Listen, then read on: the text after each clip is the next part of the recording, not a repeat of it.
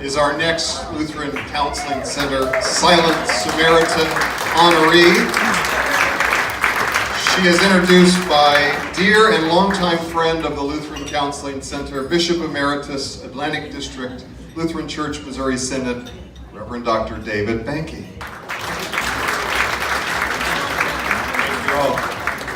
Thank you all. I am so privileged tonight to introduce to you a wonderful beam of sunshine that we have received in the Atlantic District and enjoyed for the past 17 years. And to all of us in Lutheran and Christian outreach, 17 years of joy in this precious beam of sunshine, Carol Middlestad. When Carol came with Neil at that time, and still to this very day, Neil, the deal was they came on the week of September 11th, 2001. Imagine this, our darkest time. And so Carol had, and Neil, and so it's like this. It's Carol and Neil and Hannah and Martha and Jacob.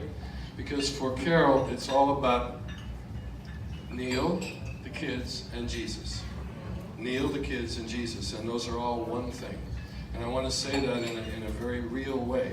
You're not moving from a spot unless Carol is telling you why she does what she does and why she is who she is. And that means a lot to me. In my line of work, that authentic thing, somebody who is who they say they are, that is critical. So right away, Neil moved to Queens, and then eventually out to St. James. But in those Queens days, right away Neil was our mission exec, and then Carol became our disaster response coordinator after 9/11, which was an amazing thing, as you all know, and it really led to a lot of the mission that we have here at LCC. And when we saw that happening, it was just like one thing followed another thing, and Carol just kept doing and doing and doing. So when she started she did a thing called Stop, Drop, and Pray. Stop, Drop, and Pray means at a certain time every week she puts out some prayers for specific stuff. And I said, well, this is a good idea. And she said, stop, drop, pray. I said, oh, I said, you mean it. In other words, we should stop and drop and pray. And that's the way it works for her. And so when she does events, and she's done all these events, all these things, it's always in collaboration, it's always with encouragement.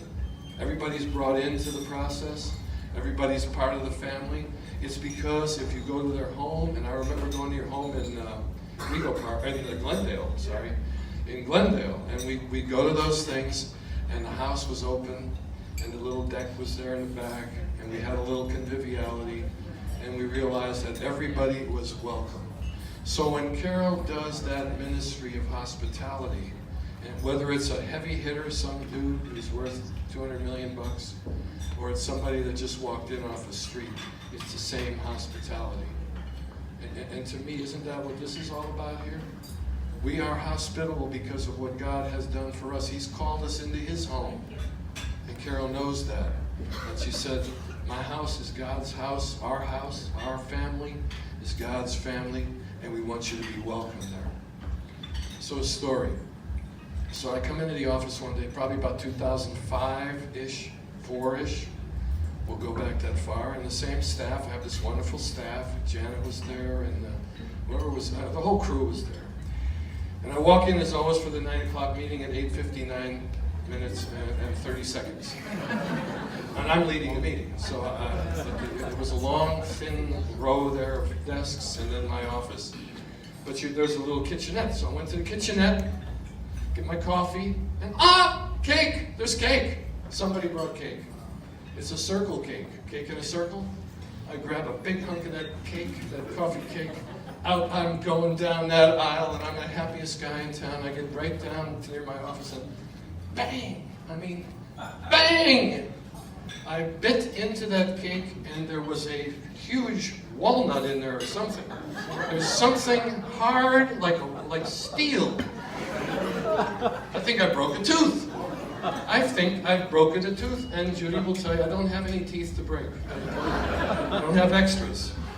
So I uttered something possibly not nice at the moment, and we had a part-time secretary. Her name was Kanako, and she was Yeah, her name was Kanako. She was from Japan. She was learning ELL and studying at Concordia. And she's sitting at the desk, and I'm walking past Kanako, and I'm what? And she goes, "It is baby Jesus." And if you've ever had a moment like this where you go, where are you coming from? What planet have you arrived from, you know? And I couldn't process this at all. So I kept walking toward the office, and I said, "What did you say?" She says, "It is baby Jesus, it is baby Jesus." Now I'm in my office, and then Carol comes running in. Janet was there, I think, too. And I said, "I broke a tooth. What the ever is this in my mouth?" And I pulled this thing out of my mouth.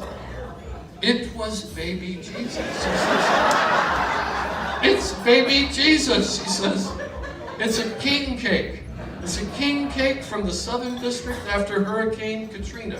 They had given it as a gift, and she said it's meant as a blessing. The man who gets the king." She said, I said, "This ain't I just lost a tooth." So she said, but don't go back out to Kanako and just give her some comfort." She said, and this is Carol. Now this is the Carol part. She says, "Because Kanako does not know Jesus, and I'm meeting with her once a week to let her know who Jesus is." And she was very excited to know that there was a baby Jesus in his king cake. Serious. 3 months later, Carol finishes those classes, and right after Easter, Kanako was baptized into the Christian church. Baby Jesus.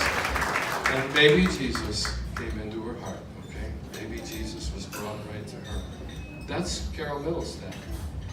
It's about Carol, our family, and the family of God and Jesus, and serving Him.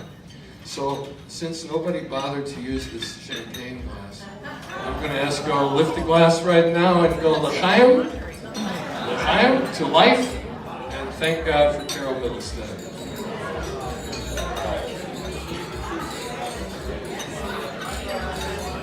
Carol.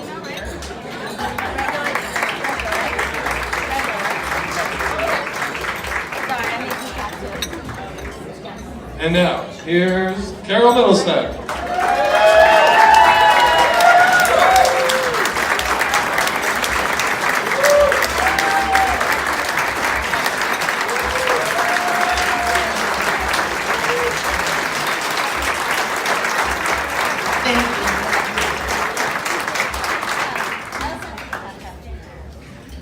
I am so blessed. I have been able to work for 2 bishops, both of whom I admire greatly. They have been fantastic bosses.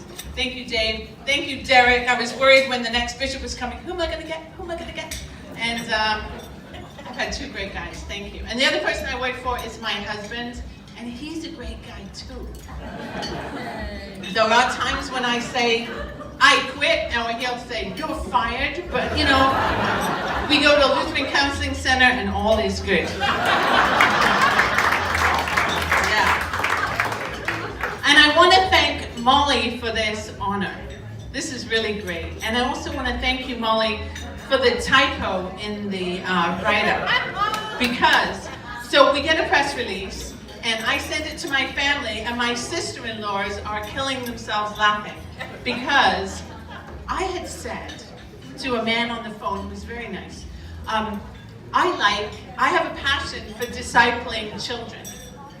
He wrote, "I have a passion for disciplining children." Come here. Yeah, so thanks for that, Molly. That was a good laugh. The other thing, Molly, is you've ruined my shtick, because I always have this thing that my husband has all these awards and trophies and ribbons and little things and sports things, and I have nothing. And he always says, "We'll have a shelf over our beds with my awards, and yours can be dusted." So doing this tonight, you just ruined it. Thanks, Molly. And Jane, I was so honored to be alongside you, and until I heard your intro, I thought we were a lot alike. No. No, you're on board. You do amazing things. I bow to you. I bow to you. In fact, one time, Jane interviewed me for a job, and I came away going, I'm not working that hard. No. And I don't know about you. We are both kind of competent women. And so as a kid, I was always called Bossy Boots. Were you called Bossy Boots as a kid? Yeah, well, I was called Bossy Boots, and but I prefer now to think of those times as I was just super competent in the current leadership vacuum.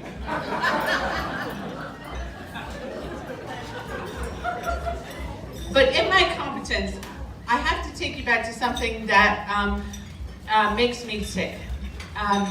When I was a teenager, I went to a Christian youth group, and my parents didn't have a lot of money, and I wanted to go on the trips that they had, the mission trips and all that. So I had a paper route, and I grew up in England. A paper route in England is no fun at all. I would get up at 5:30 in the morning, in the rain, in the dark, and have to deliver these papers.